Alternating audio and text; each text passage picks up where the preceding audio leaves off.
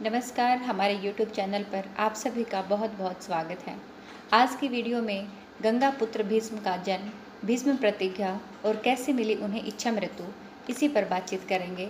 महाभारत आदि पर्व में उल्लेख है कि इक्ष्वाकु वंश में महाभीष नामक राजा थे। उन्होंने अश्वमेघ और राजसूय यज्ञ करके स्वर्ग प्राप्त किया। एक दिन सभी देवता आदि ब्रह्मा जी की सेवा में उपस्थित हुए। वायु के वेग से श्री गंगा जी के वस्त्र उनके शरीर से खिसक गए। तब सभी ने आंखें नीची कर ली, किंतु महाभीष उन्हें देखते रहे। तब ब्रह्मा जी ने उनसे कहा कि तुम मृत्यु लोक जाओ। जिस गंगा को तुम देखते रहे हो वह तुम्हारा अप्रिय करेगी। इस प्रकार उनका जन्म राजा प्रतीप के रूप में हुआ। एक दिन प्रतापी राजा प्रतीप गंगा के किनारे तपस्या कर रहे थे। उनके तप, रूप और सौंदर्य पर मोहित होकर गंगा उनकी दाहिनी जंघा पर आकर बैठ गई और कहने लगी, राजन, मैं आपसे विवाह करना चाहती हूँ। मैं जनेऊ ऋषि की पुत्री गंगा हूँ। इस पर राजा प्रतीप ने कहा, गंगे, तुम मेरी दाहिनी जंघा पर बैठी हो, जबकि पत्नी को तो वामांगी होना चाहिए। दाहिनी जंघा तो पुत्र का प्रतीक है, अतः मैं तुम्हें अपने पुत्र वधू के रूप में स्वीकार कर सकता हूँ। यह सुनकर गंगा वहाँ से चली गई। जब महाराज प्रतीप को पुत्र की प्राप्ति हुई तो उन्होंने उसका नाम शांतनु रखा और इसी शांतनु से गंगा का विवाह हुआ।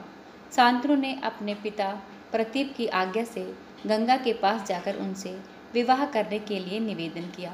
गंगा ने कहा, राजन, मैं आपके साथ विवाह करने के लिए तैयार हूँ, लेकिन आपको वचन देना होगा कि आप मेरे किसी भी कार्य में हस्तक्षेप नहीं करेंगे।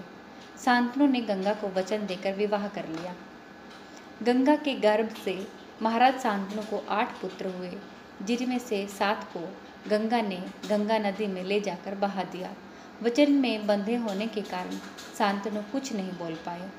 जब गंगा का 8वां पुत्र हुआ और वह उसे नदी में बहाने ले जाने लगी तो राजा शांतनु से रहा नहीं गया और उन्होंने इस कार्य को करने से गंगा को रोक दिया। गंगा ने कहा, राजन, आपने अपनी प्रतिज्ञा भंग कर दी है, इसलिए अब मैं आपके पास नहीं रह सकती। इतना कहकर गंगा वहाँ से अंतर्ध्यान हो गई। महाराजा शांतनु ने अपने उस पुत्र को पाला पोसा और उसका नाम देवव्रत रखा। देवव्रत के किशोरावस्था में होने पर उसे हस्तिनापुर का युवराज घोषित कर दिया गया। यही देवव्रत आगे चलकर भीष्म कहलाए। पिछले जन्म में भीष्म 8 वसु में से एक वसु ध्रुव थे। गंगा के स्वर्ग चले जाने के बाद शांतनु को निषाद कन्या सत्यवती से प्रेम हो गया। वे उसके प्रेम में तड़पते थे। महाराज की इस दशा को देखकर देवव्रत को चिंता हुई।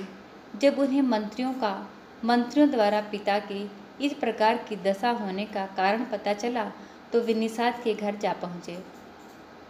उन्होंने निषाद से कहा, हे निषाद, आप सहर्ष अपनी पुत्री सत्यवती का विवाह मेरे पिता शांतनु के साथ कर दीजिए।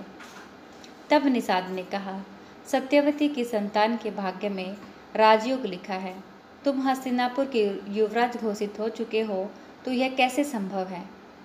तब देवव्रत ने वचन दिया कि आपकी पुत्री के गर्भ से जो बालक जन्म लेगा वही राज्य का उत्तराधिकारी होगा।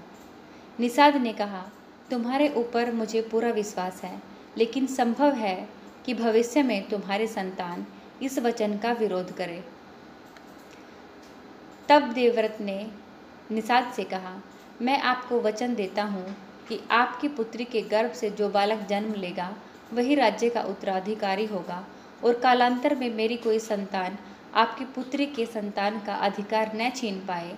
इस कारण मैं प्रतिज्ञा करता हूँ कि मैं आजन्म अविवाहित रहूँगा।